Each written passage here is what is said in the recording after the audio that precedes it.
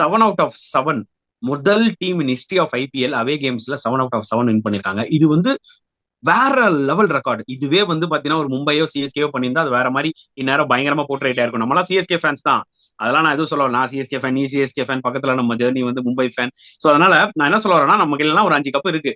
நம்ம வந்து இன்னுமே அந்த ஹைப் வேற லெவல் இருந்திருக்கும். ஏன்னா ஃபேன் ஃபாலோயிங்னால ஆர்சிபிக்கும் ஃபேன் ஃபாலோயிங் வேற லெவல் தான்.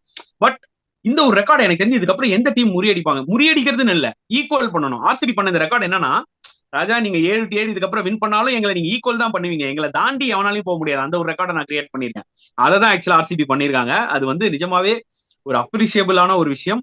காலங்காலமா எப்படி ஒரு சிஎஸ்கேக்கு ஒரு விஷயம் இருக்கோ, எம்ஐக்கு ஒரு விஷயம் இருக்கோ, அந்த மாதிரி ஆர்சிபிக்கு இந்த ஒரு விஷயம் எப்பவுமே இருக்கும்.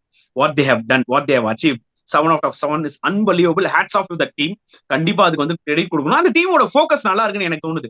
இதுக்கு முன்னாடி இந்த டீம் வந்து பாத்தீங்கன்னா கொஞ்சம் இந்த வெளி உலகத்துக்கு ஃபோக்கஸ் பண்ணுவாங்க, இந்த சில தேவையில்லாத விஷயத்துக்குலாம் கொஞ்சம் பயங்கரமா ஃபோக்கஸ் பண்ணுவாங்க. ஆனா இந்த டீம் வந்து இல்ல, நாங்க இந்த வருஷம் கப்படிக்கிறதுக்கு என்ன பண்ணணுமோ அதை தான் நாங்க பண்ண போறோம். அதுக்கேற்ற மாதிரி எங்க கிட்ட கரெக்டான ஆட்கள், ஆண்டி ஃபிளவரா இருக்கட்டும், தினேஷ் கார்த்திகா இருக்கட்டும், எல்லாருமே இருக்காங்க.